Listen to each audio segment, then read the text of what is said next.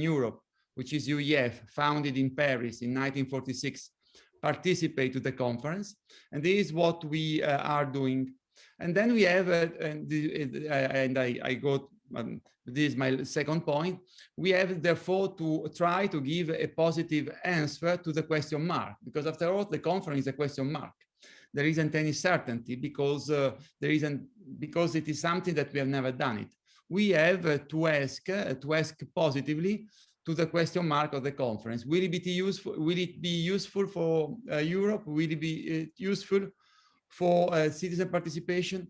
Will it be useful to raise awareness about the necessity to transform the European Union? Will it be useful to spread also the information about the reforms which are more and more needed in Europe? This is the question mark. And we have to do what we can. Of course, we cannot solve all the matter, but we have to do what we can to give a positive answer to this question mark. This is why, and I conclude, Philip, this is why this initiative today is very useful. Each of us can be a multiplier for the conference, a multiplier of information, a multiplier of initiative, a multiplier of engagement. So, I mean, we really count on each of you to reach a very important number of citizens which are mobilized around this exercise, which I consider very important, if not decisive, very important for the present and for the future of Europe. Thank you very much, and have a very fruitful seminar this afternoon. Thank you very much, Sandro. We hope that that we will get a positive reply from the Presidium, from the presidency of the conference, because indeed we do reserve and we do have something to say about the oldest organization, as you highlighted. We have now a distinguished panelist, which I would like to ask to take the floor in the order that they're written in the program.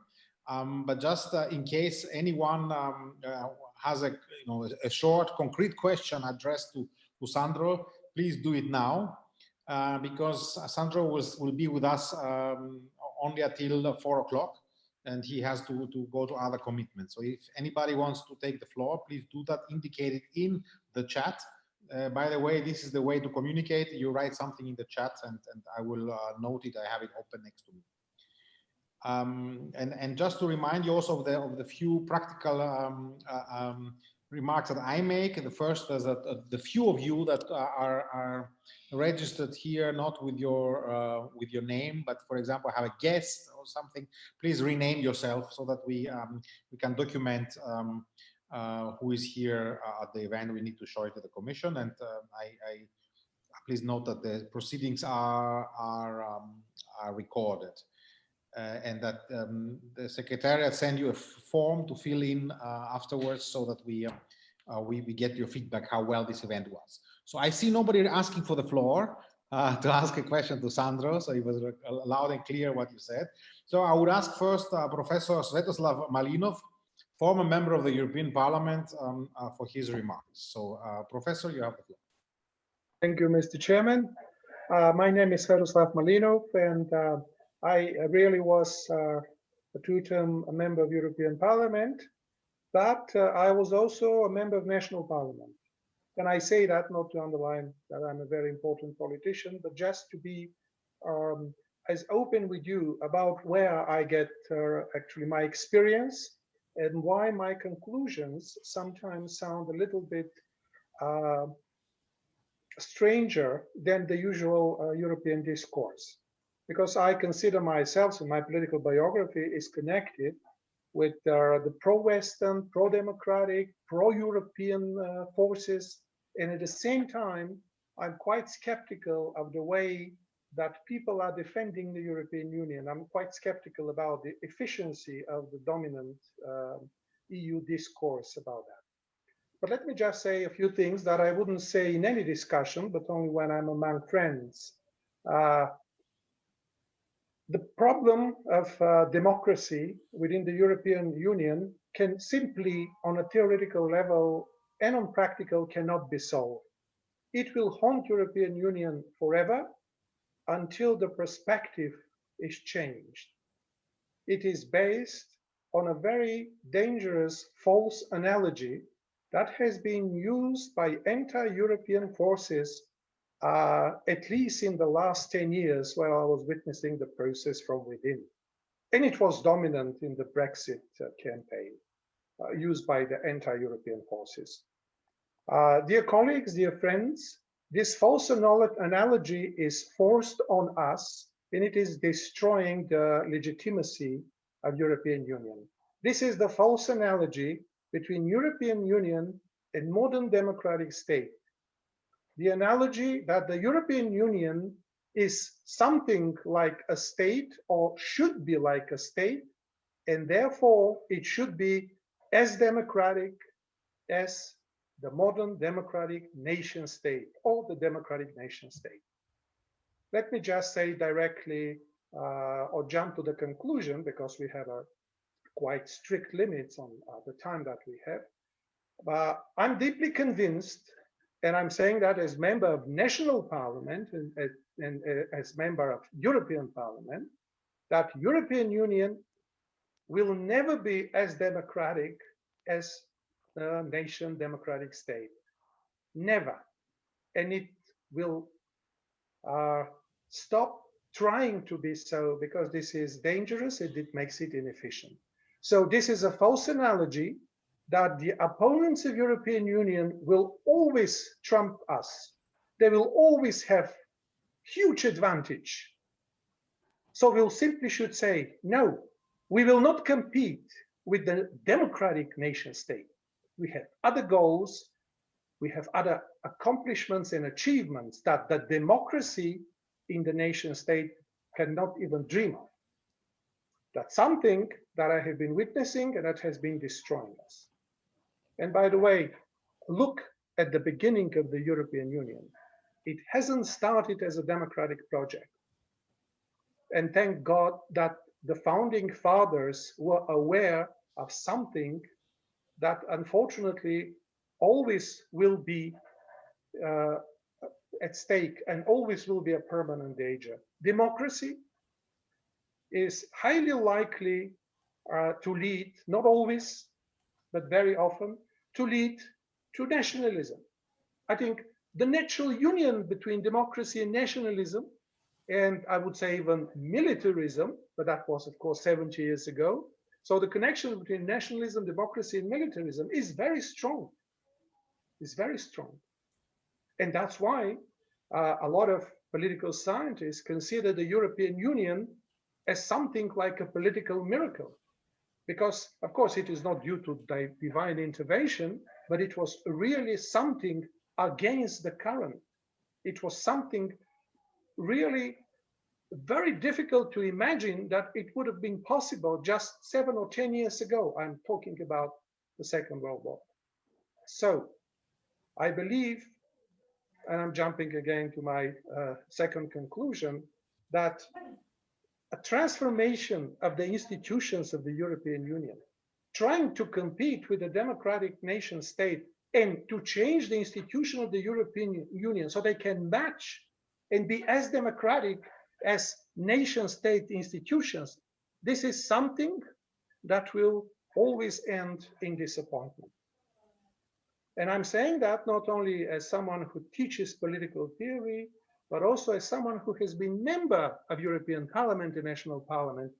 Let me tell you, European Parliament or members of European Parliament will never be as close to the citizens or to the constituents as the national parliamentarians. They will never be so quick in answering their demands. They will never be so efficient in meeting the everyday needs, and they will never be able to see their constituents as often as if they are members of national parliament.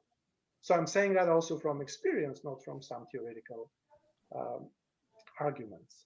So, of course, what is to be done? I think, and I will sound, I suppose, very trivial here, but my experience taught me that the most efficient way to enhance the strength and effectiveness and legitimacy of the European Union, not democracy, is to go back to our all-encompassing program of civic education, to teach European Union in schools, but of course in a way that will be that will be efficient, that will be attractive to students, not to teach them about the institutions and the democratic process and the first and second readings of all these things that look like laws, but they are not. To try to explain why the European Union is important, what is the alternative, and what we win by being members, and what we will lose if we try to, God forbid, go against the European Union or try to take our own country out of it. This is not actually enhancing democracy, but legitimacy, effectiveness, and attractiveness. That's what I will conclude with. I can talk about all these dangers that are facing the European Union now. Some of these dangers were facing Europe before European Union was launched. The founding fathers didn't use the word populism. If they knew that populism means what it means today, they would definitely use it, and they will even use some stronger words. But I still believe, and I'm just repeating that, so just to be clear, that instead of transforming the institutions, which of course is always good, but instead of putting our hopes there, instead of trying to enhance democracy, introducing more and more democracy in all the institutions, including European Union, but those of the European Parliament, but also European Commission, let's focus, let's change the focus, and instead of competing with the democratic nation state, let's concentrate on what we win and lose. What is the alternative? Is there any alternative at all? And concentrate on the achievements and accomplishments. There is a specific political science language about that.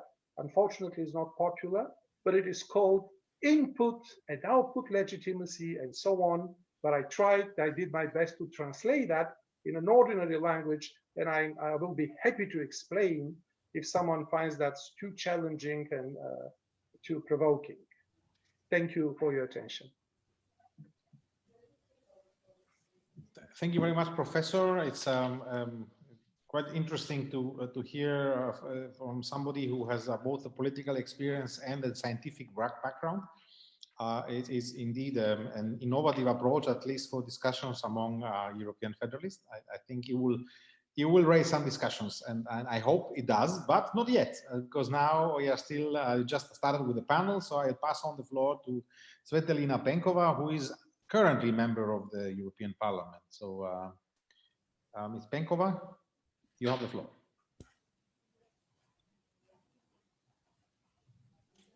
Thank you. Thank you, Mr.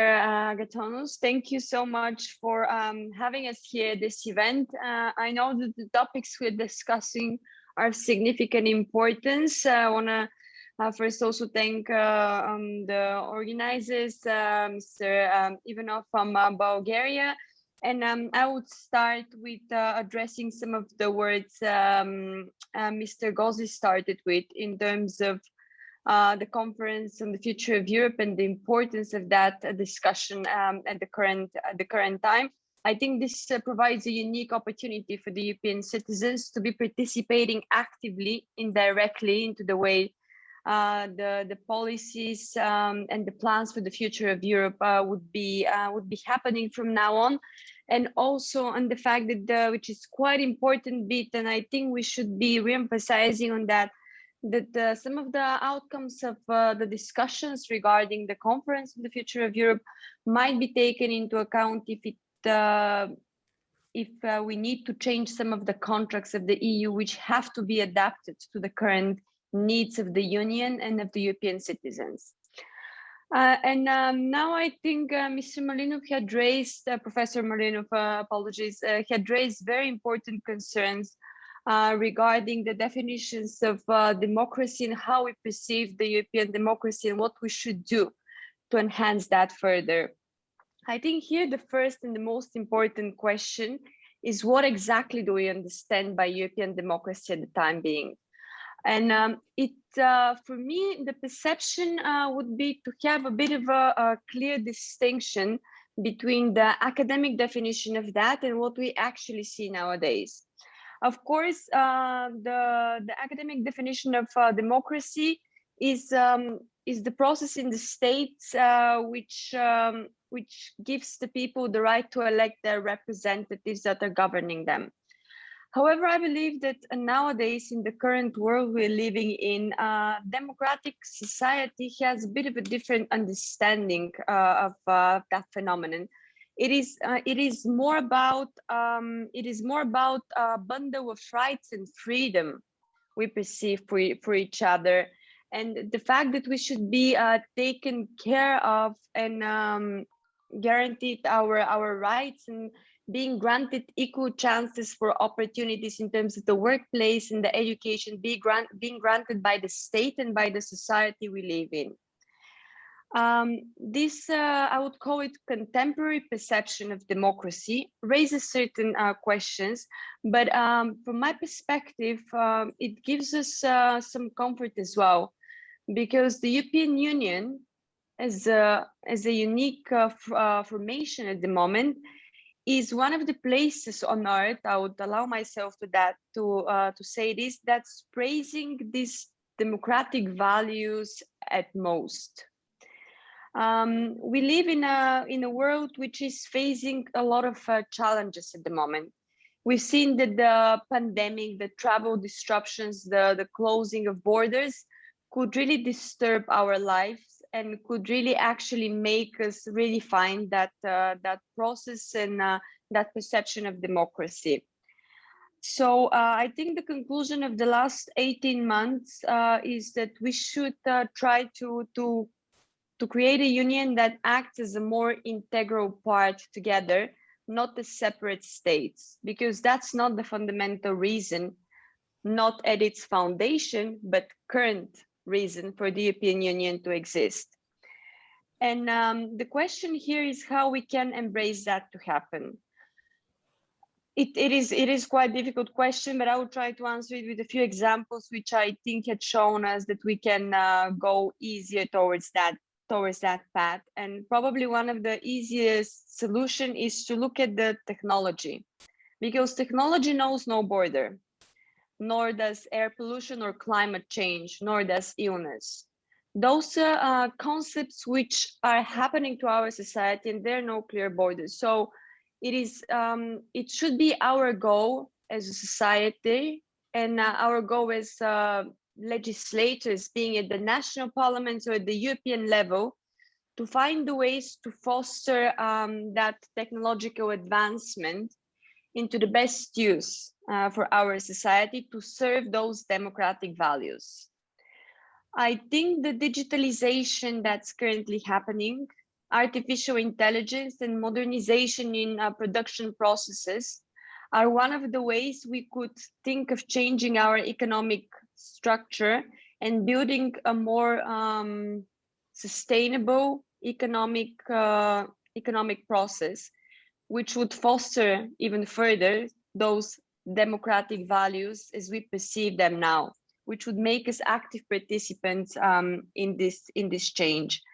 So one of the things that the European Union is setting as a priority and should be focusing further on is exactly that digital independence, because this is the prerequisite for enhancing the European democracy in its contemporary understanding now and building a better future for all of the Europeans.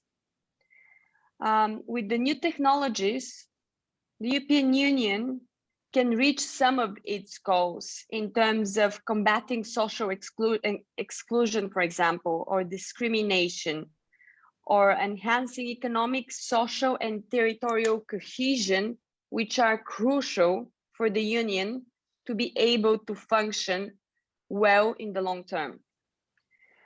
I can give several examples to prove that the European institutions that might sometimes actually seem to be moving slower, as Professor Malinov rightfully emphasized, we might not be moving as fast as needed, but we're trying to do our best in order to face those challenges and set the right regulatory framework that would fit for the future development of such changes.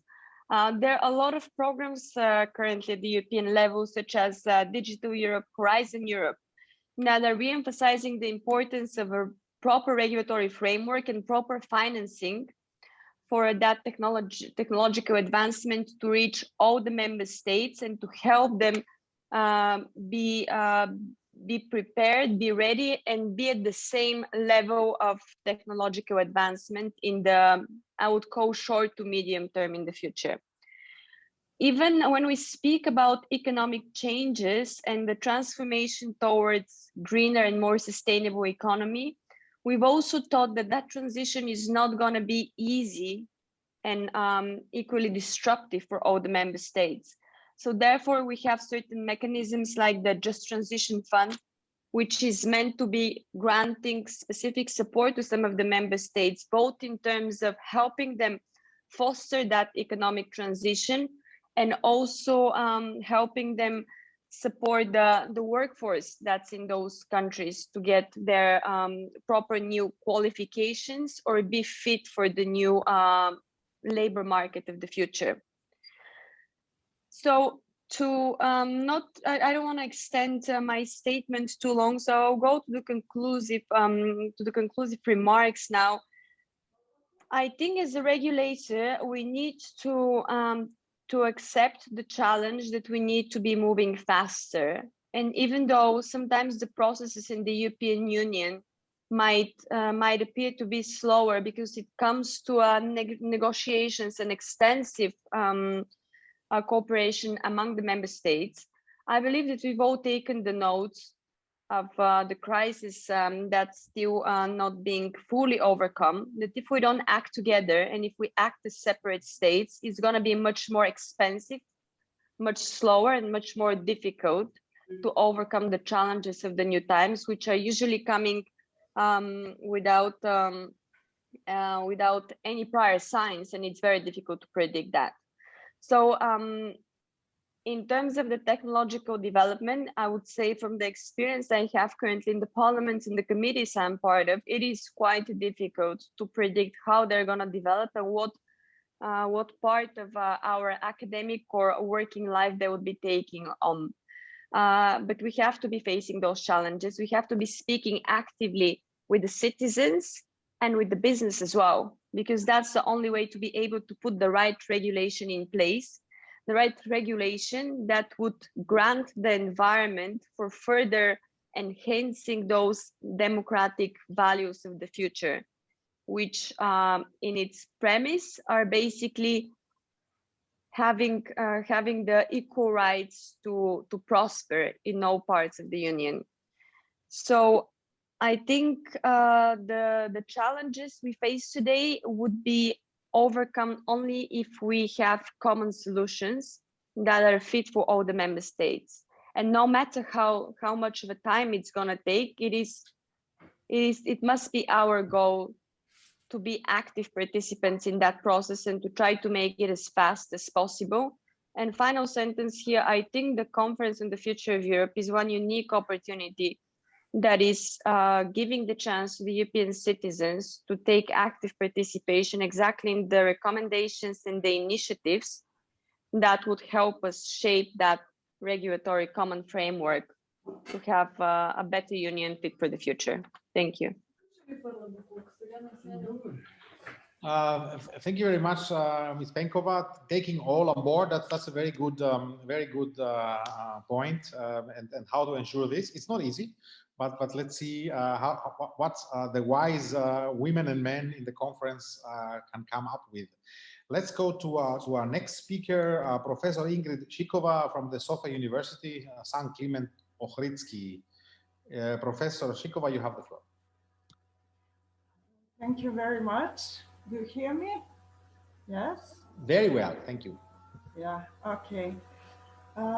Dear colleagues, dear European citizens, Dear students, because I saw a lot of my students in the participants, first, of course, I would like to thank the organizer for the invitation to be part of this conference.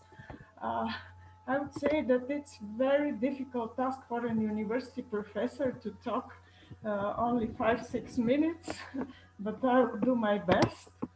I will start by underlying that I have signed the appeal of the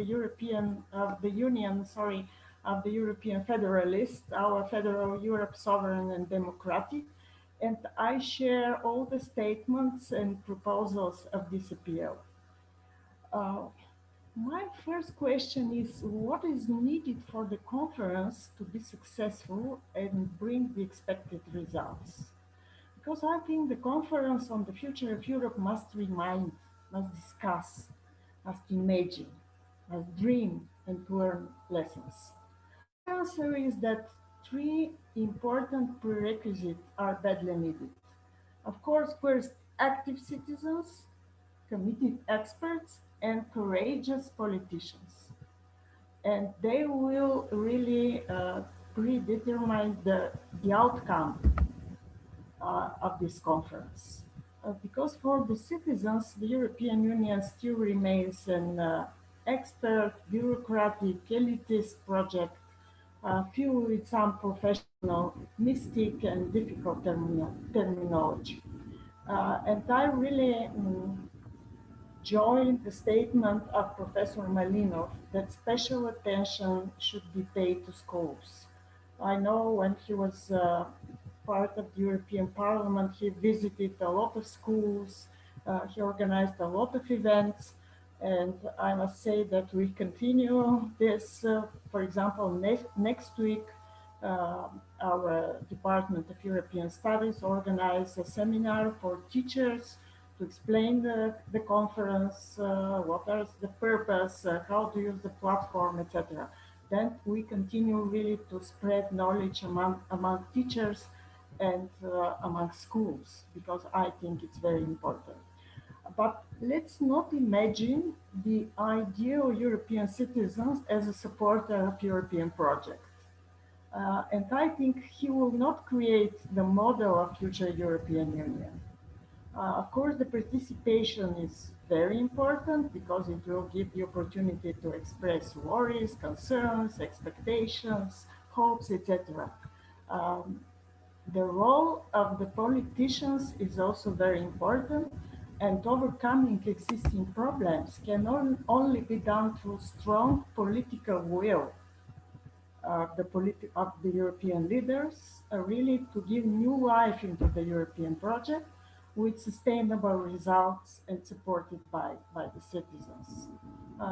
These steps should be taken by the politicians. In other words, we need not only active citizens, we need brave politicians, brave leaders. I would like to say that there are, for me, three important starting points for these leaders to prepare the future of the European project. First, the European Union is a political project, and a common vision is needed for its implementation. Then I think that what citizens expect from current leaders is the intellectual model of future European political unification.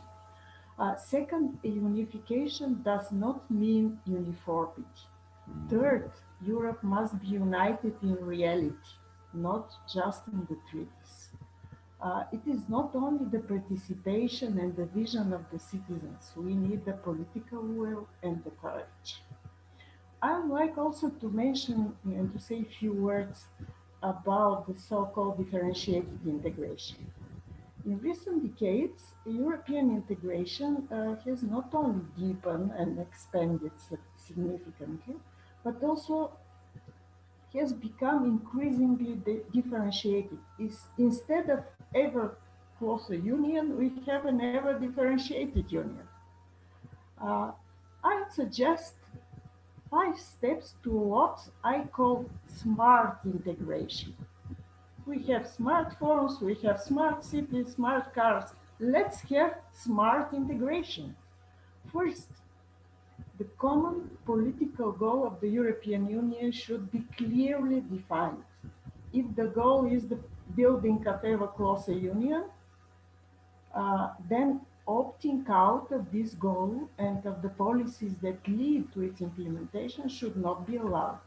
We know very well that systematic non-participation in the main policies of the European Union has in practice led to the complete alienation of the United Kingdom from the integration project. Second, on the basis of this general political objective of the European Union, it is necessary to define the specific policies and legislation which should apply to all member states and for which it is not acceptable to opt out. Let's take as example Sweden. Sweden does not have a non-participation clause in the euro area as does Denmark, but nonetheless refrain from joining. Third, the next step is carefully identify the area in which some differentiation is acceptable, because we know very well that the European Union is quite, let's say, different in states, in numbers, etc. Fourth, the smart integration implies clearly defined objective of the policies and careful study of the potential negative effects on countries that remain outside it. This is also a very important issue. And the provision of permeability. And here I should only mention Schengen and why Bulgaria is not still member of Schengen. We don't have time to, let's say, to discuss this, of course. And fifth, last but not least, a very important step in achieving the goals of smart integration is convincing the citizens and creating positive public opinion. The public opinion should be convinced that this approach is not a way to create first-class and second-class EU membership. Maybe I should quote here Jacques Delors. We need a clear vision, a goal, stages of performance, and a timetable. Then really the European Union, to overcome contradictions, dispute, differences, needs to achieve, let's say, ability to respond adequately to the realities of 21st century. Ability to compete, ability to be flexible, to strike the right balance between openness and protection. And of course, ability to think big, not only in a European, but also in a global dimension. And all this requires political will and shared vision. I think this is very important. I could talk about the institutions, but really we don't have enough time. We are going through difficult times. And let's remember the words of Jean Monnet. He said, les hommes n'acceptent le changement que dans la nécessité, et ils ne voient la nécessité que dans la crise. People only accept change when they are faced with necessity, and only recognize necessity when a crisis is upon them. Then it's really very, very important to really to grab this momentum and make the necessary changes in the institutions. We have the so-called integration paradox. Member states are ready to expand the scope of EU activities to some new policy areas, but they refuse to grant new decision-making power to EU level. At the end, I would like to mention something which I think is very important, as we have a lot of young people here in our conference. It is obvious that the only way to save the European project is to invest in a European Union that delivers to the citizens' needs, but also on the citizen dreams, because life is not only made of needs. People don't expect only technocratic solutions. They don't accept the European Union as a law-making machine. I always quote Jacques Delors, who said, "On ne tombe pas amoureux de marché unique." Nobody falls in love with a single market. The European Union is not a building in Brussels. It is not an institution. This is a community of us Europeans working together. And this is something very important, let's say, to inspire, to have people who inspire the citizens. To quote Antoine de Saint-Exupéry, if you want to build a ship, don't run people together to collect wood, but rather teach them to dream for the immensity of the sea. And I think we discuss here the democratic deficit. I think that European Union suffers more from an emotional deficit. Europe should not only persuade the brains, it should again win the hearts. To conclude, I think that European integration is like love. To stay long and strong, love needs two basic things: trust and compromise. This same applies to European integration. For me, the most important question for the future of Europe is how can we continue not only being together, but also to work successfully together? We should be concrete, pragmatic, realistic in order to have the freedom to act independently. I'll quote Jim Warren, a participant in the implementation of the Marshall Plan. He said, "We had a goal, we had fire in our bellies, we worked like hell, we had tough, disciplined thinking, and we could program, strive for, and see results. This is what we need right now." And I'll finish by Altiero Spinelli, Manifesto di Ventotene. La via da percorrere non è facile ni sicura, ma deve essere percorsa e lo sarà. The way ahead is not easy nor safe, but it has to be walked, and it will be. We need this conference participants with imagination and inspiration. Thank you very much for your attention. Thank you very much, Professor. And closing with our favorite founding father, Altiero Spinelli. That is, you always win the particular attention of European federalists.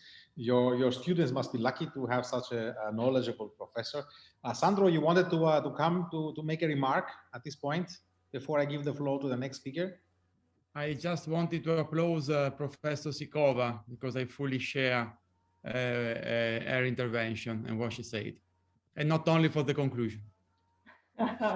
Thank you very much. Thank you, Sandro. So yes, I can second that. So now let us go to the last speaker at this panel, who is Georgi Gotev, a senior editor of Euractiv. So we bring a different perspective into this debate. So, sir, you have the floor.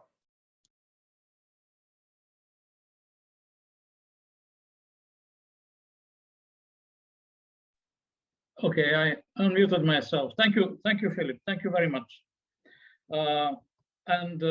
I would like to thank the organizers, the Union of European Federalists, for the initiative and especially for inviting me. Usually organizers of such events invite journalists to listen, to take notes, and to write an article. Sometimes they invite us to moderate, but it's extremely rare that they invite us to speak. So thank you again. A couple of words about myself. I'm Bulgarian, meaning Belgian and Bulgarian. I speak several of the EU languages, and I feel at home at many of the EU countries where I have lived. I love Europe.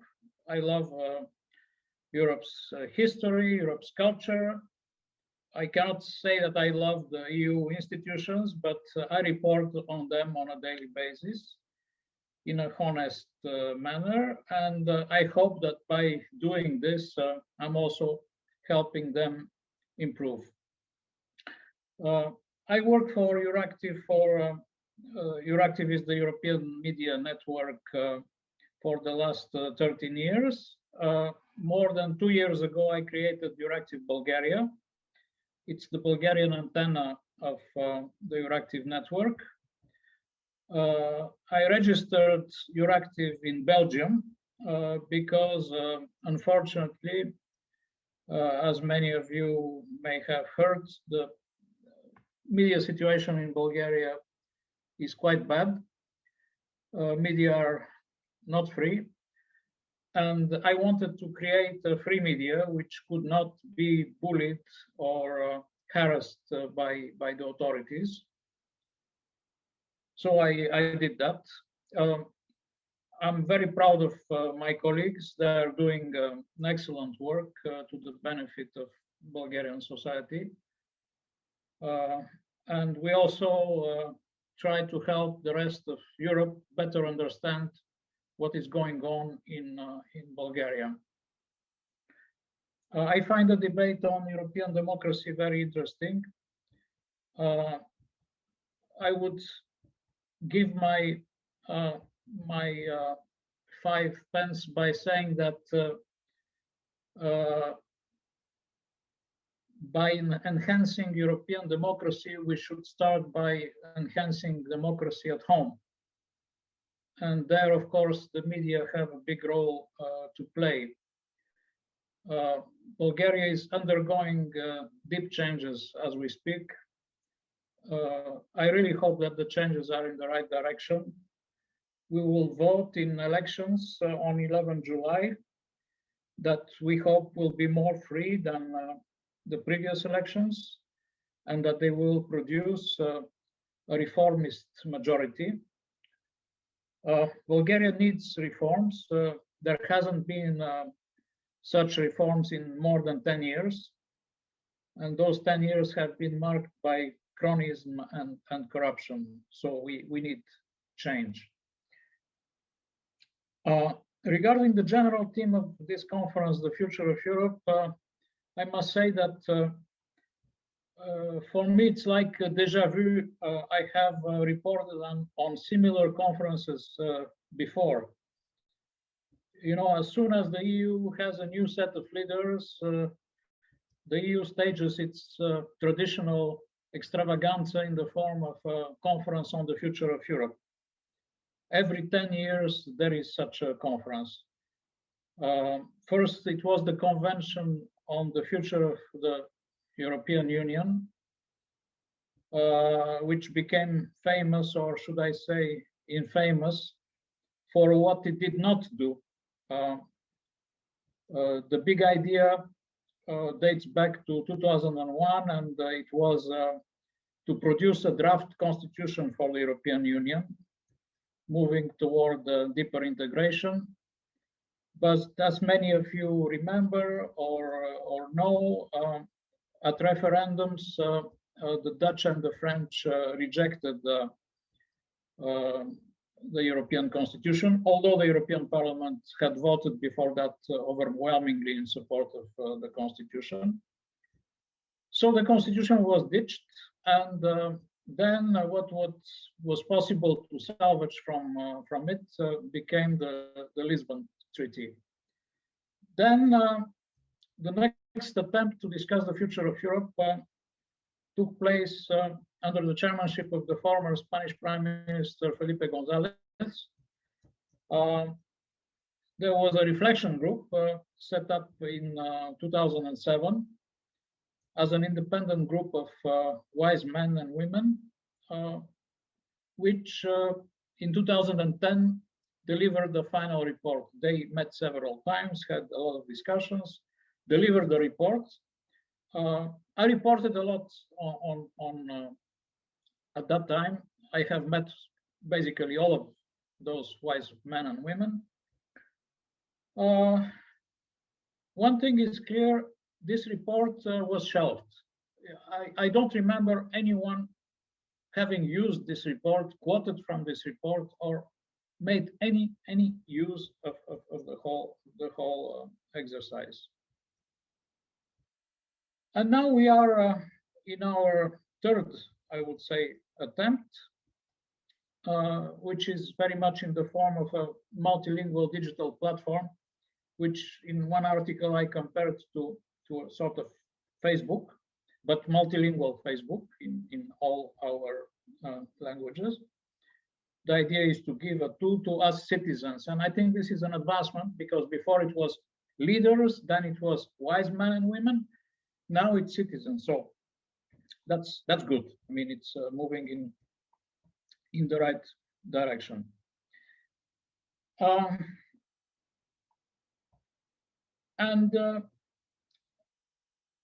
I remember a good quote by Commissioner Dubravka Šuica. She said when this platform was launched, she said, whoever wants to organize an event, be it at living room level, it could be branded as Future of Europe event. When she said that, I thought of Oasis. So I started a revolution from my bed.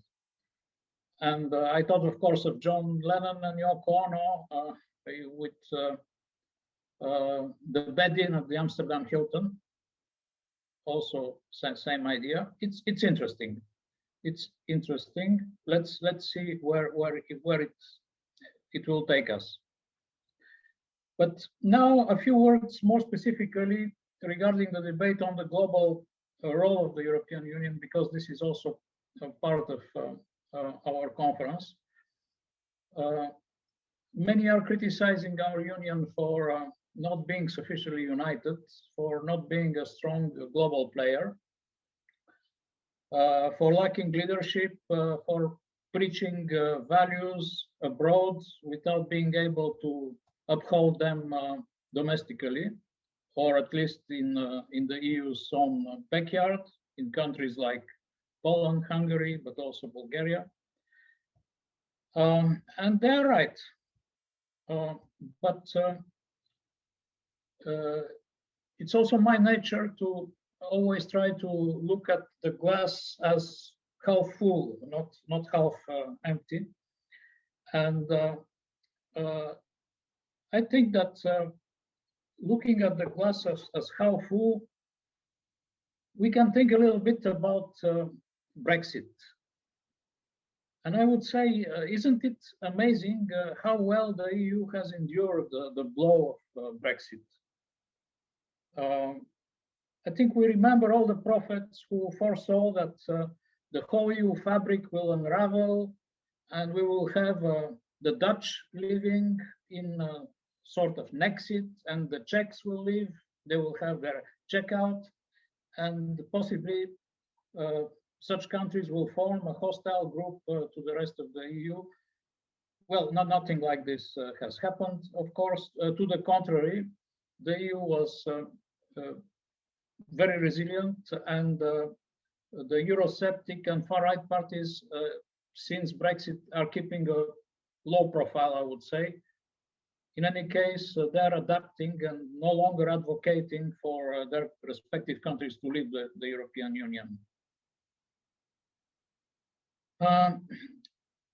Before the pandemic, I was traveling a lot, also outside the EU.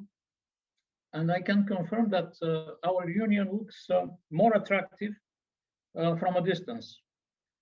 The bigger picture of the forest, I think, is more positive than the zoom picture of a leaf of one of the trees of this forest. Yeah, you have to really go somewhere far away, like in Central Asia, look at Europe and say, wow, Europe is so good. And there has been a lot of criticism in the context of the pandemic recently, but it's difficult to imagine what the epidemiological situation in our continent would have been if the Union did not exist. I think half of Europe, the southern part, the new member states, Bulgaria, for instance, would not have coped without EU help, I'm sure. I think in such a situation, that would be extremely dangerous for the whole continent. I think the whole continent would be consumed as India is today. Yeah, I mean,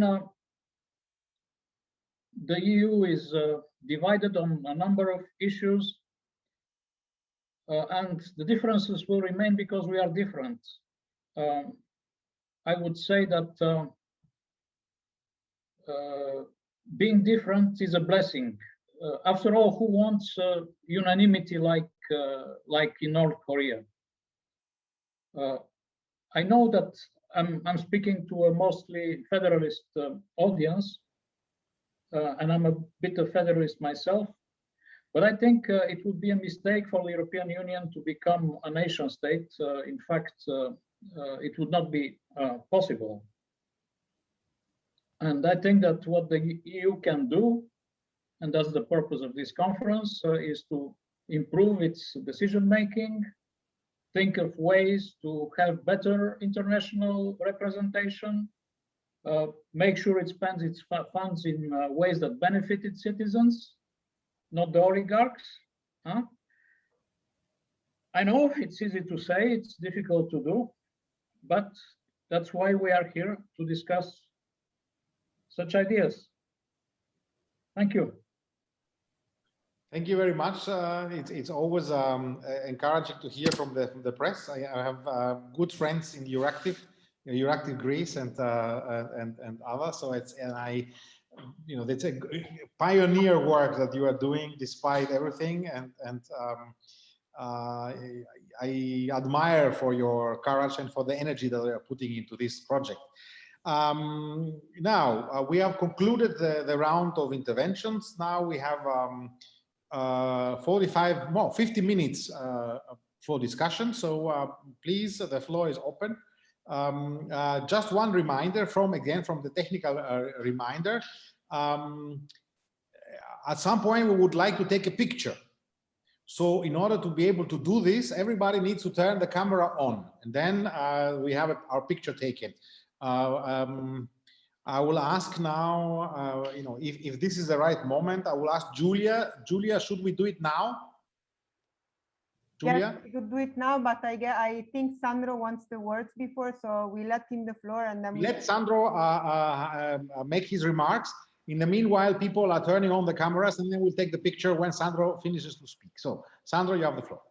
Thank you, Philip, because I have to leave you, so I wanted to share with you some comments about all the very good intervention of this panel. I thank you. I thank all the panelists on behalf of the UEF. Georgie doesn't know that I am a former DJ of indie rock. So I mean, there wasn't any connection with him quoting the same song which I quoted in the last Federal Committee of the Federalists. The quote he made is "Don't look back in anger" of the Oasis, where there is a part of the song which says, "So I start a revolution from my bed." Very impressive. I think that is exactly the right way of proposing also European theme, and the Federalists know that I always open and end up my speeches with quotes of pop music, and not only of Spinelli, not because we don't like Spinelli, of course, but because I think that there are also other ways to catching the attention and the minds of especially a young audience. So thank you very much, Georgi. I would like to stress 3 points of what has been said in this panel from UEF perspective. First of all, for us, it's not really a question of choosing between a Europe of concrete solutions and a Europe of better democracy. We want both. We want a better input and a better output. So we want a Europe which is a troubleshooter, which respond promptly to the crisis when it's needed. And we want also a Europe which doesn't replicate at the continental level national democracies or regional democracies, but promote a new dimension of democracy at transnational level. This is the Europe we saw in action in terms of troubleshooting with the recovery plan.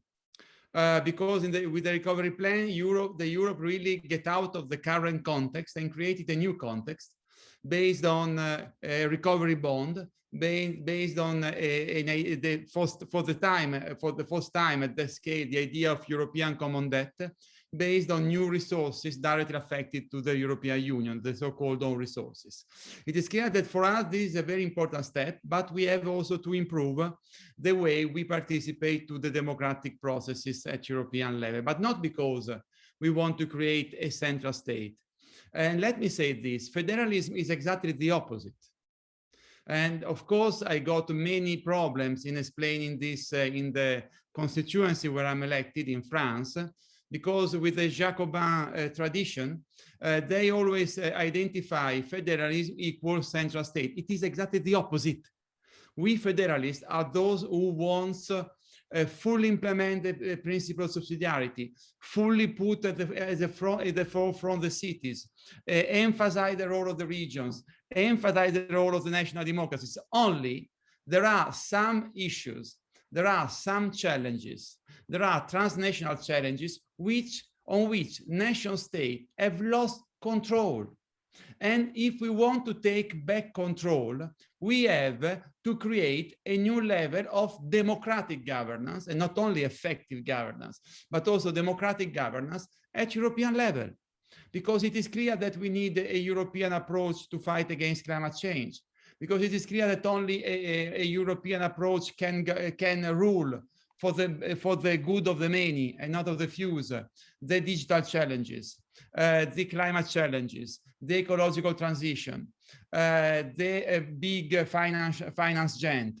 It is clear that we are today passive toward migration because we haven't worked out a truly European common solution on migration. So this is federalism. Federalism is respect of diversity. It is the respect of different level of government and democracy. It is the will of building up a new level where it is needed, where the cities, the region, the nation state are not enough. But we want to do it not only, I repeat, with effectiveness, but we want to do it also in a democratic way. This is why we do believe that also democracy, it is important at European level, that this conference is a new exercise of direct democracy that we have to fully exploit, and that we have also to put flesh on the bones of the European democracy. Since 1979, we elect a member of the European Parliament, but there isn't an emotional link between the parliament and the citizens. It will never be the same that there is between a national parliament and the citizens, but until so far as we don't have truly European political movement, truly European political parties, until we don't vote directly the European political parties list, until we do not vote directly instead of having this fiction of Spitzenkandidaten, the link will be weaker and weaker. And we have to try to strengthen this link by building up a new dimension of democracy, which is transnational democracy. Last point on UK, I'm very sorry that our British friends have left, but I can tell you that with UK, it would have never been possible to adopt the recovery plan. With UK, we would never have got a European common debt. With UK we would never have new resources for the European Union. So, I mean, let's build up a partnership, a strategic partnership with our British friend, but let's this opportunity of having an obstacle less inside the Union to go towards an ever closer Union. Philip, I have to leave you. I stayed even 15 minutes longer. Thank you very much to you all, and continue this wonderful seminar. Bye-bye. Thank you, Sandro, and have a nice afternoon and a nice weekend. Now, the floor is open, but let's take the picture first. Are we ready, Julia, for the picture? Julia, are we ready? Yeah, yes, yeah. Good. So go ahead, take the picture and say smile.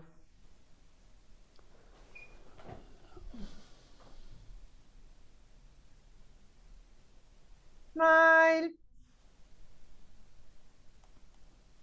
Okay, done. Thank you. Now, now participants can switch off the cameras again, except the panelists. And please, who would like to take the floor first? Who will kickstart the debate? Maybe I mean, as a journalist, you know, I always have so many questions. So maybe I would like to, you know, to develop a little bit the idea of Professor Chikova. She mentioned, among other important things, that we need brave leaders.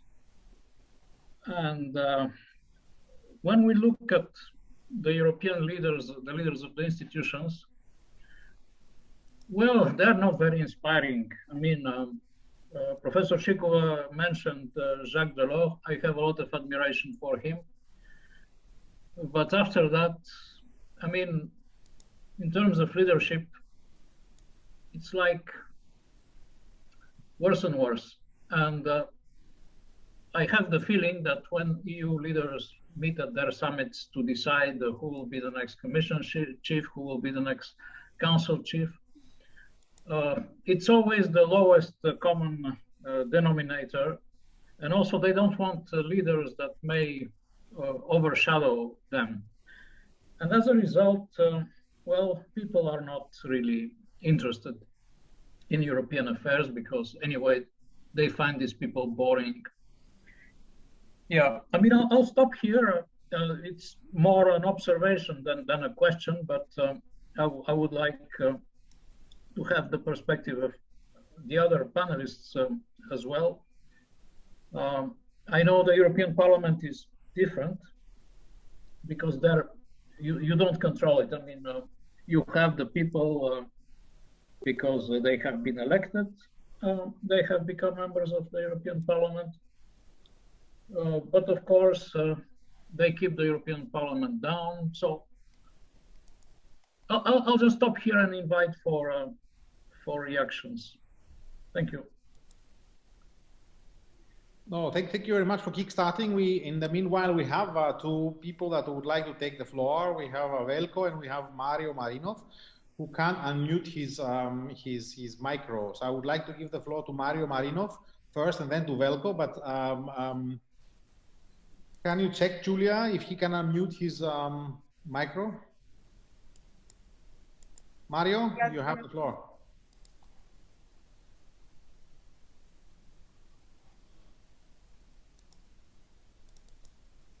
Mario Malinov, can you hear me? Can you? Now we unmuted him, so I mean. Oh, Mario, go ahead. No? We can't hear you. Nope. Yeah. We can hear you. Okay, let's try to solve the technical problem while I give the floor to Velko. So Velko, you have the floor. Yes.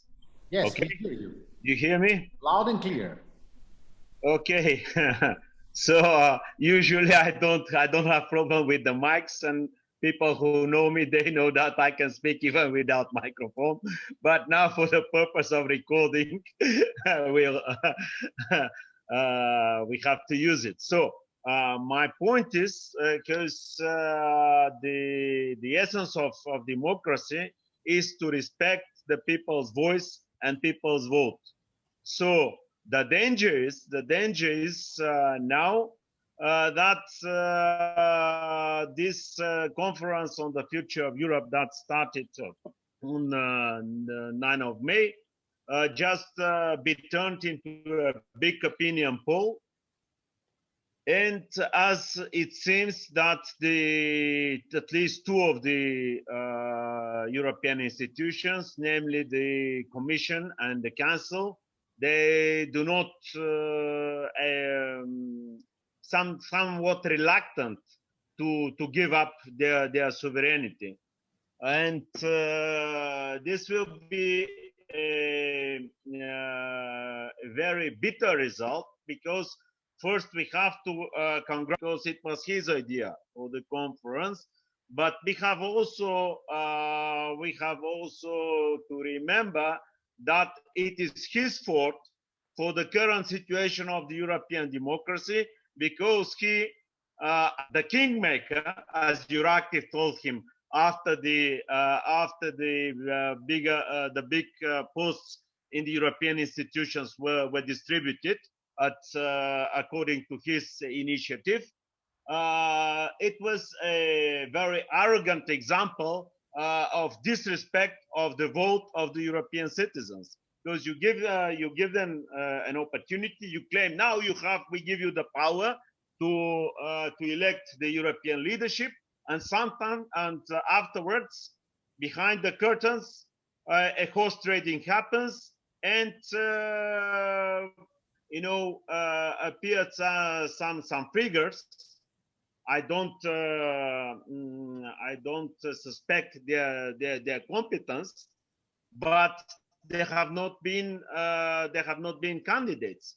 So it is very important that the procedure and the European institutions are open to the citizens and transparent.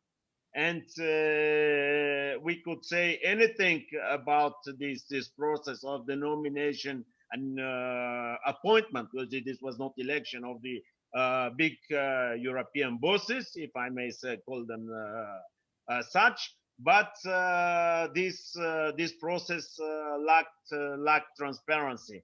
And though we should be proud with the bigger turnout in the last European elections, somehow people or European citizens were somehow cheated, because their vote was not respected. So the first thing the citizens and the institutions should do is that to guarantee that the outcome of the conference on the future of Europe would not be somehow neglected, and there will be a real involvement of the European citizens in the process. Because use it as the conference and turn it into a big opinion poll. We've had, such as Mr. Gotev said, we've had such exercises before. And even if I could draw a parallel with the Convention on the Future of Europe, at least they had a simple leadership, and of course, God bless good old Valéry Giscard d'Estaing. But now with this complicated structure of the leadership and the council that presides the conference, the decisions will be taken very, very, very slowly, and this becomes problematic. So the first thing is that people really have a faith in the process, and if they have a faith, then they will participate. And if people participate, and we'll have a participatory European democracy. Thank you. Thank you, Velko. I would like to ask if Mr. Malinov now has solved the practical issues and would like to take the floor. Mario Malinov, can you speak?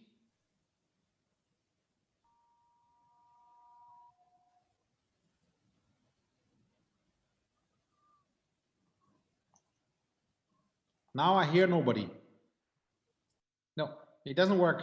No, yes, he's unmuted, but we cannot hear him. I think it could be your camera, your microphone. You need to turn your microphone louder. No, it doesn't work. Okay, then we go on to Eva Lichtenberg, and afterwards I'll give back the floor to the panelists for a first round of response. So Eva. Yes, thank you very much. And thank you very much for organizing this conference, which is very interesting for me.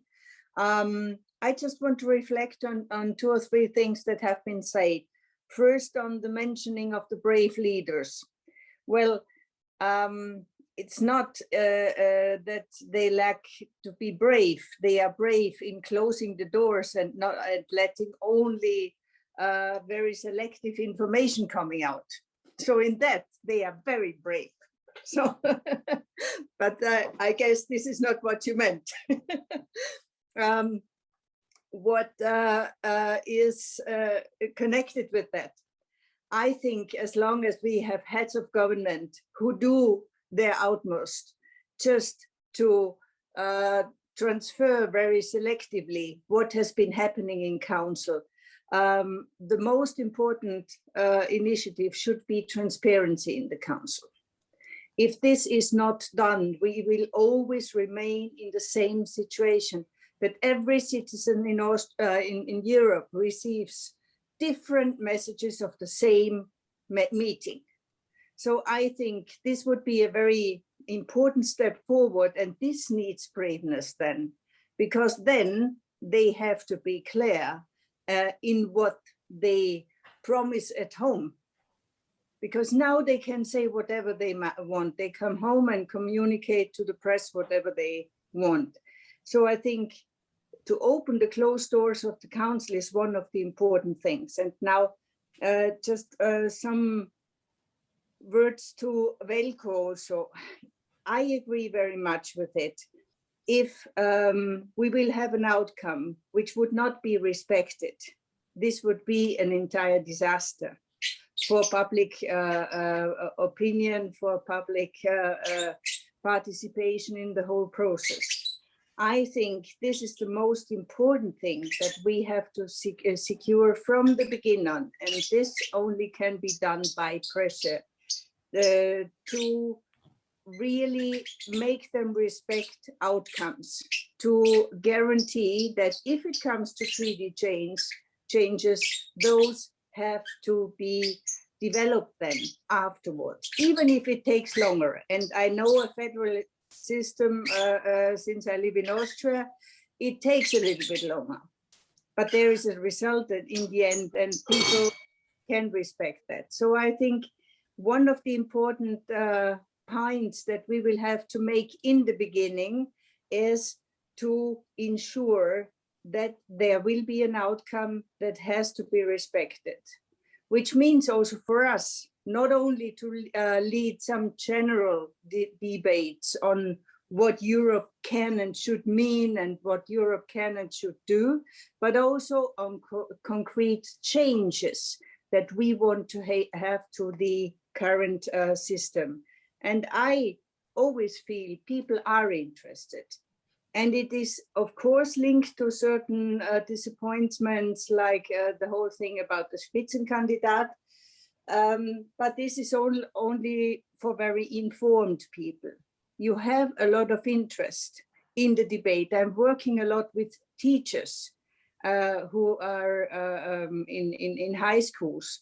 They really are interested. They really want to pass the messages. And if I have the chance to go to discuss with students, there is interest. We have to provide for the channels to bring these opinions in. I think this is our important task that we have to fulfill in the oncoming month. Thank you. Thank you very much. And just a message to Mario. Can you please type in your question, and then I can, if you can hear me now, of course. Yes, okay. It was a very foolish technical error on my behalf. Apologies for that. Yes, first off, I would like to express my most sincere gratitude to the Organization of European Federalists for this very wonderful event, and to the many wonderful guests we have, some of whom I have the pleasure of knowing, of course. I wanted to say a couple of things. First off, in relation to what was stated by Professor Malinov, it would appear that the internal processes of and tendencies of democratization of the structures within the EU have also come into quite a bit of a conflict in the international outlook of the general organization of the Union, where it would appear that the European Union is fighting to be this moral high ground, moral center of gravity, the democratic high ground in the international system, in perhaps opposition or in cooperation with the United States. And then we also met this problem of where one singular nation state would always outweigh that of a union of numerous nation states with a wide range of views and beliefs. And I wanted to add that to what was stated by you regarding such process on the internal level. In additionally to what was said to Ms. Tsvetelina Penkova, I fully agree that in the mid to long term period, the information sphere would become vital for the European presence in the world. And there is this very troubling tendency that the idea of informational superiority, of informational dominance, and especially competition with our perhaps adversaries around the globe will not be to the benefit of the European Union.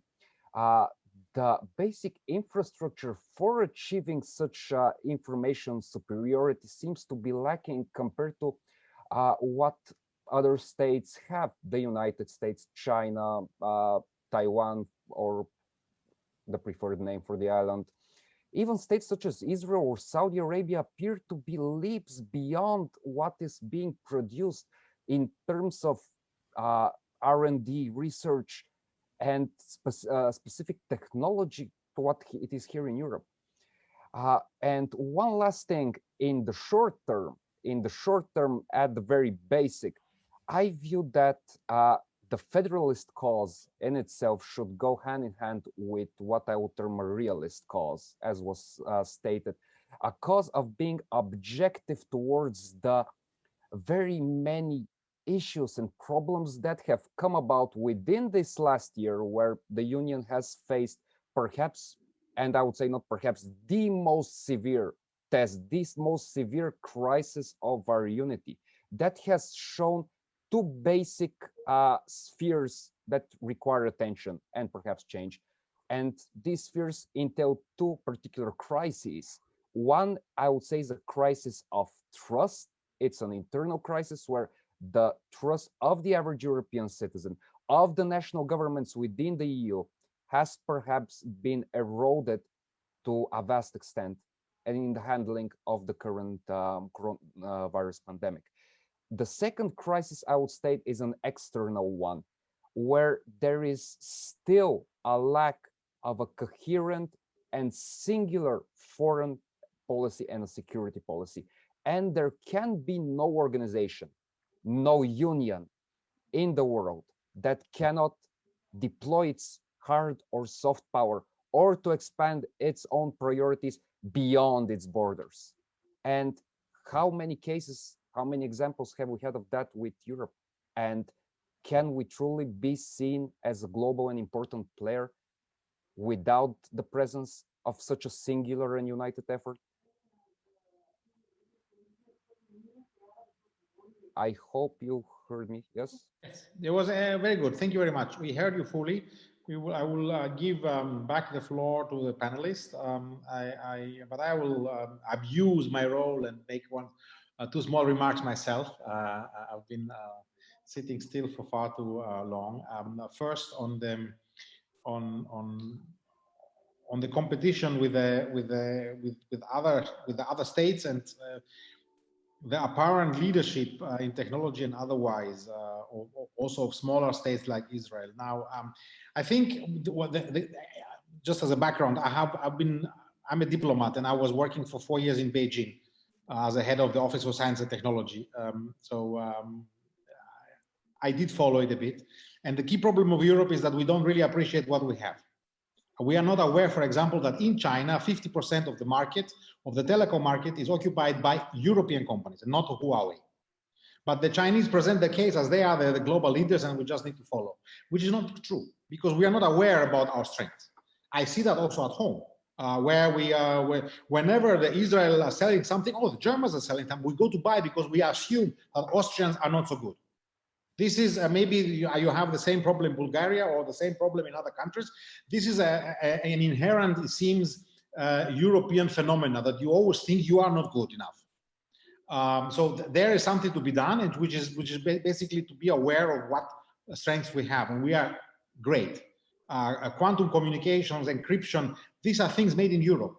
we are really top-notch technologies in many fields. We just don't realize it. The second one, the second one on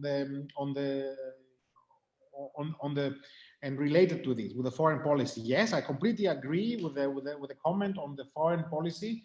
Speaking with one voice. Yes, this is a key. But again, here the contribution that we are making is far bigger than we think. There are certain key conflicts which we do not have the unity to react. For example, the fact that Hungary was able to block any mention of Hong Kong in the European Council conclusions is just simply sad.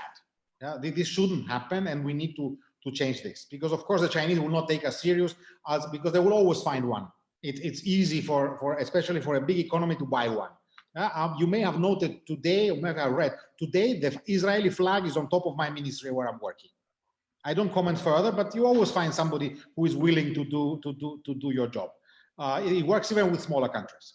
So there we need to find a solution. This goes without saying. At the same time, we make a difference in a lot of theaters in Africa, but not only in Middle East. There are a lot of areas. As I said, taking out the very few big conflicts, in the rest we do make a difference. So again, here is a matter of assessing what we are doing, where we are able to do, when we want to do it. For this, I give back the floor to which order we take, the order of which they spoke. So maybe Mr. Malino would like to go first. Yes, thank you. I hope you hear me. Can you hear me? All right. Well, I just have to make a few comments because we have to speak really shorter and shorter about the brave leaders. Mr. Gotev, I will address you in English, of course. There is no universal type of leadership in democracy. So we have to concentrate on the particular organization in the context that we are talking about. I can assure you that a brave, decisive, uncompromising politician who is at the helm of the European Union will do much more harm than good. The essence of the job is negotiation, accommodation, mediation. These are not the things that brave leaders possess, and doesn't mean that that leader should not have a brave vision or strong conviction. But the super activist style is simply incomprehensible for me when we talk about European Union positions. That will not work. That will never work. Believe me, it took me a lot of time to get into that conclusion, because I also like strong leaders, but on a national level. I understand them on national, I see their efficiency. On European level, I'm afraid we will need this kind of leaders only at the moment of very grave crisis, which I hope will never occur. Then I will agree with all these definitions of strong leadership. Well, on the other questions, of course, I will not go into details. I just want to say where the problem comes from. European Union is a unique organization. Sometimes we say it as if we are flattering the European Union or as if we are proud of it.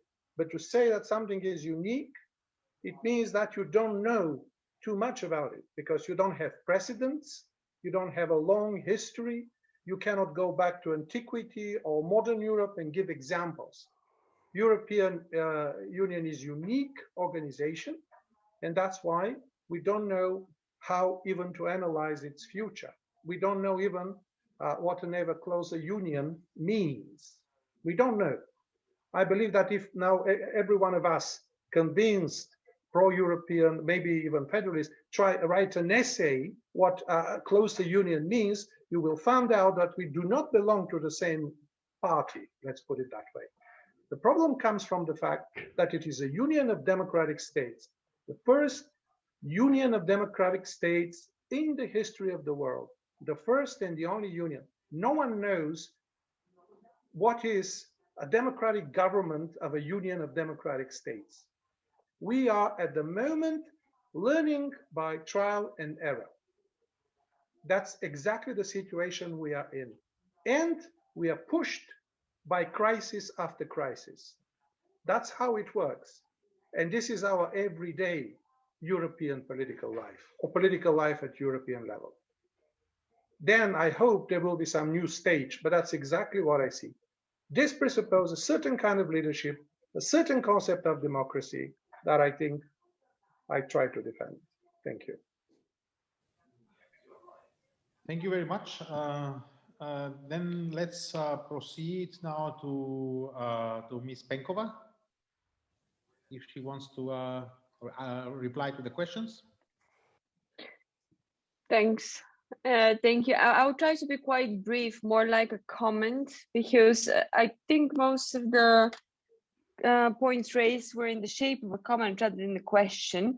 So I'll start again as I started with the question of the notion of democracy. I'll start trying to define what are the leaders of the present or of the future. And I think the contemporary perception of a leader is rather different than what we are used to in the traditional sense and the meaning of that. Maybe until recently, leaders were the uniting figure of someone who has more information, who could be inspiring, or who can basically have the capabilities based on the information to lead us further. And I'm gonna go back to my initial remarks. I think the society we live in now is rather different, because we all have access to various sources of information. We're all quite analytical, and we all have the abilities to be able to judge, sometimes maybe not fully right, but we have the abilities to analyze and judge and to be critical about the information we receive. So I think speaking about strong leaders, courageous leaders nowadays is a concept that has to be further analyzed, as I don't think this is what Europe needs at the moment. Speaking about leadership, though, is a different aspect of the matter, because leadership is different than leaders. I think Europe needs leadership. And we could have the leadership position on a global scale in two matters, which each one of us touched upon at a different part of the conversation. This is the green transition, where EU has been the first political union that put in place the proper regulatory framework of how to lead that green transition. And we definitely have the leadership in that matter. It's just a question if we're going to be able to keep it and keep on that matter our competitiveness in the global market. So we have to do it right, working together again with the citizens and with business, which is quite important. And the second aspect, which I think Mr. Marinov had made a few remarks on that, on the technological leadership as well, where the competition is quite well presented, and it's growing constantly. Again, we should be very careful to keep our leadership here in terms of the right balance between regulation and innovation boost. So to conclude, I genuinely, listening to everyone, I genuinely don't think the European Union, or as it is now, I don't think we need leaders as people or a specific person to lead us through. We need to identify the leadership potential which we have as a common union in terms of an industry or future development, because that's what's going to differentiate us and made us competitive on the global market, and make us continue making us one of the best places for especially for young people to live, develop, and try to look for their opportunities here. Thanks. Thank you very much. Now with this, Professor Chikova, you would like to add something? Yes, I'll make a few remarks. My first remark is related really to this leadership we discussed. I think that now it is increasingly difficult to distinguish national and European competencies, national and European responsibilities. And when I talk about brave leaders, I don't mean only the President of the European Commission, the President of the Parliament, or etc. I need brave leaders in European states also who are ready really to discuss and be inspired. We, the citizens, should follow them. At the end, we have chosen these people really to lead us. Then really I can't say what kind of Europe exactly do we want as citizens, but I can tell you what kind of Europe we don't want. And I think we don't want weak Europe, we don't want hesitant Europe, we don't want Europe who is not proud of the achievements it has, etc. Then I think this leadership is really very, very important. My second point is connected to the crisis. Once the European Union addresses a crisis, the first challenge is to agree on whether the European action is needed or if member states can manage the situation themselves. When there is an agreement, then a common approach is necessary. The next challenge is to identify and to agree on what this common approach should look like. And this is particularly challenging in a crisis situation, because during a crisis, the different political positions based on national interest and domestic preferences, which already are existent in normal times, are further amplified. That is why I think that it seems that EU is equipped with some instruments and institutions that could cope only in normal circumstances and very difficultly in time of crisis. That is why I think that when we discuss the future of Europe, we also should have in mind all these problems. And of course, I agree with this, that we enter from crisis to crisis, unfortunately. That's why we really need new tools, new instruments, and why not new type of institutions. This is more or less what I say. I would like to say. Maybe at the end, we discuss here some songs, and I would say, I will quote John Lennon. You may say I'm a dreamer, but I hope I'm not the only one. Thank you. Thank you very much. Georgi Gotev. Yes, thank you. Thank you very much. I would like to return to the leaders. Well, brave is one way to describe them. I would perhaps use another adjective. I think what matters is the quality of the person. Let's take the High Representative for Foreign and Security Policy.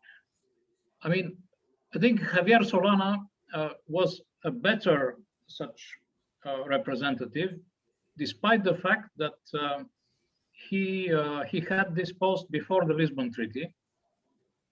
But in my journalistic perspective, he was much better because of his personal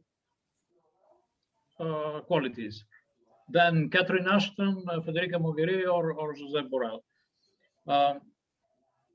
I think that leaders with high qualities, unfortunately, are not, you know, those that have chances to be appointed by the leaders.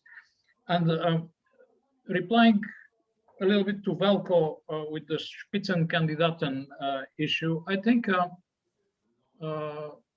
there is something wrong with the whole system, because everyone knows in advance which the candidate of which party is going to win, because the EPP is such a big party. They won the last elections, they're likely to win the next one. And everyone assumed that their leader is going to be the commission president. And they also made the mistake of not choosing the best candidate. I mean, Manfred Weber was not seen very positively, even among EPP ranks. I remember that because We discussed this a lot.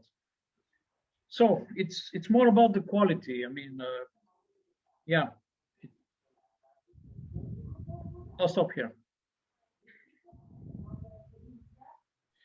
We still have a couple of minutes, 10 minutes actually until the coffee break. So please, if anybody wants to take the floor, now is the time to do it.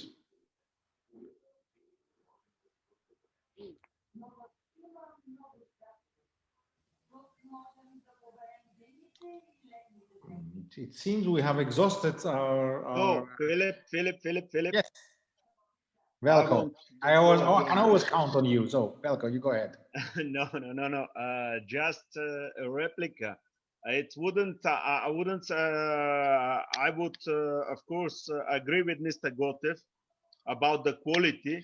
But when we have adopted the rules, we have to play. We have to play by the rules. You know, there were many songs, so I would not. If maybe what comes to my mind is ABBA. You know, I was such a fool playing by the rules, and the winner takes it all. That's it's not exactly, but we were adopted. I didn't like Manfred Wörner as well, or even in the party. I know the case, but the thing is that afterwards you just deny not the people, not a candidate, but the principle was denied. And this is the phantom menace, if I may use the Star Wars terminology. And the thing is that leaders should observe the principles, and the rules should be binding not only for ordinary citizens but for the high rank politicians as well.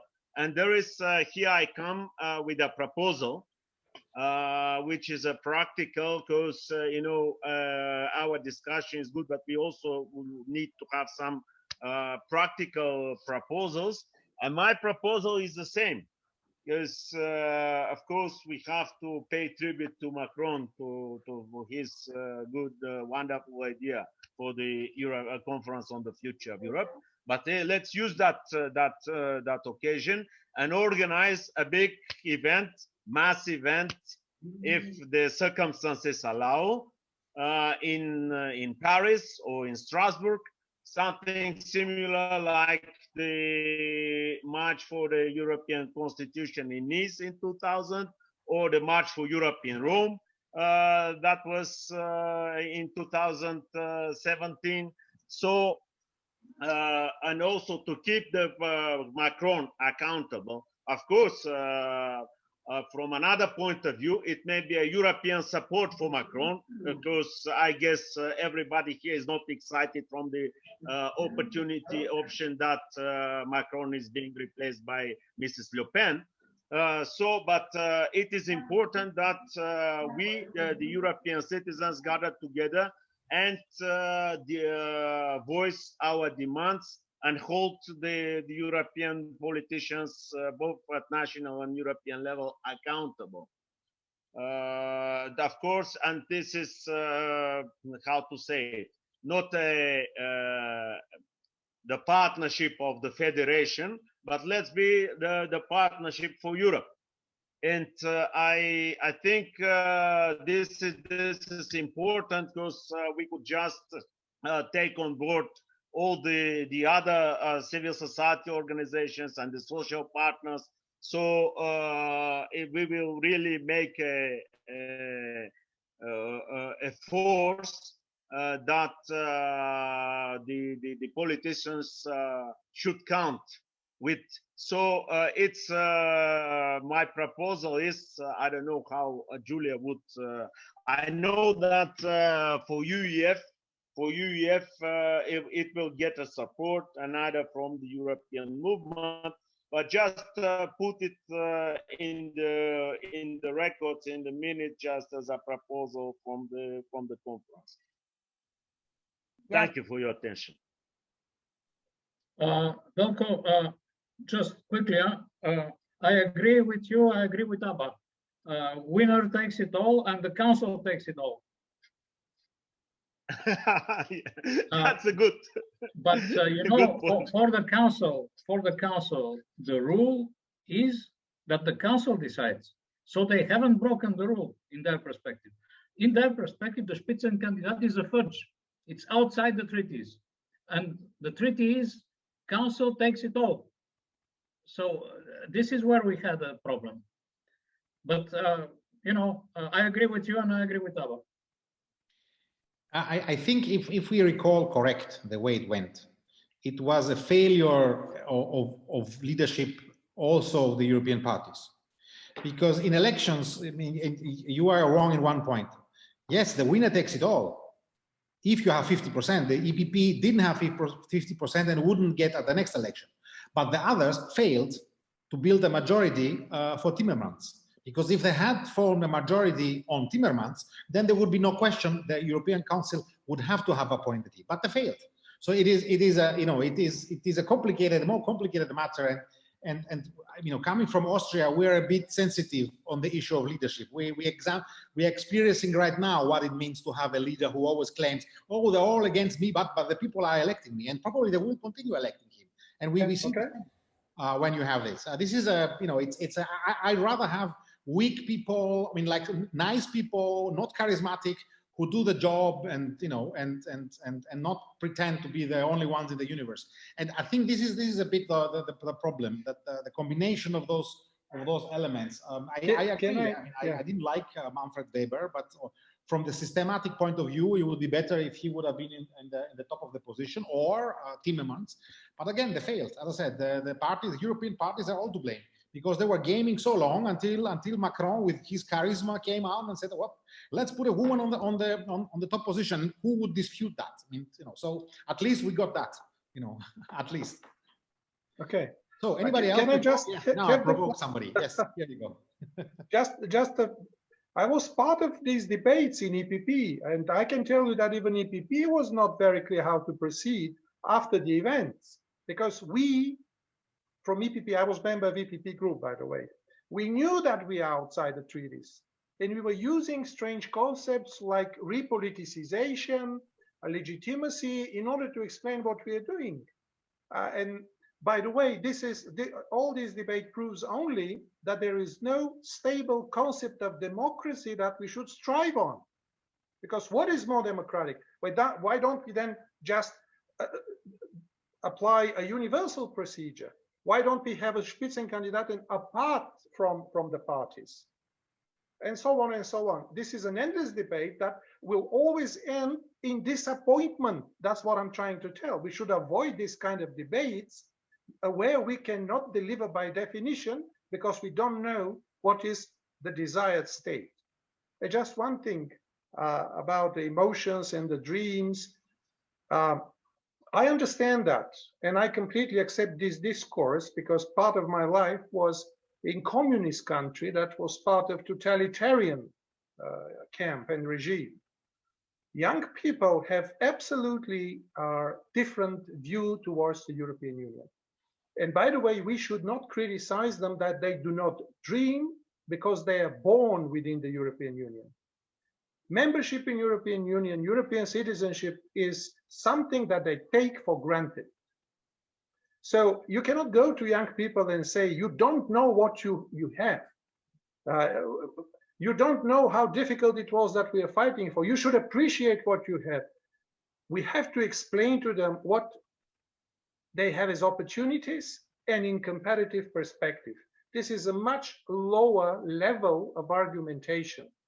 Dreams and emotions are for those who are striving for membership in European, my generation, and for those who unfortunately are deprived of it. Because the British young people today, in 25 years, would force another referendum on their country, on the European Union that they are deprived of now. So we have to be careful with that. Actually, I don't think it's good. I don't mean that young people are cynical or indifferent. They just take it for granted. This is their natural environment. And we have to see how we can have some passion in them about defending European Union, because I'm afraid that in the next years, there will be some desperate need in some countries to defend the Union. How you defend something that you take for granted? I'm thinking on that. It could be good concluding words. Anybody else wants to take the floor? I think that's one of the contributions that we made, actually, the Federalists, that people take Europe for granted is also our achievement. So thank you very much for this debate. And let's reconvene in 15 minutes for the training, for those who want to know how to use the conference on the future of Europe digital platform. So Mariona Espinonieva, the UF communications officers, will make some training. So for those who are interested, for everybody else, I wish you a nice evening and thank you very much. Bye-bye.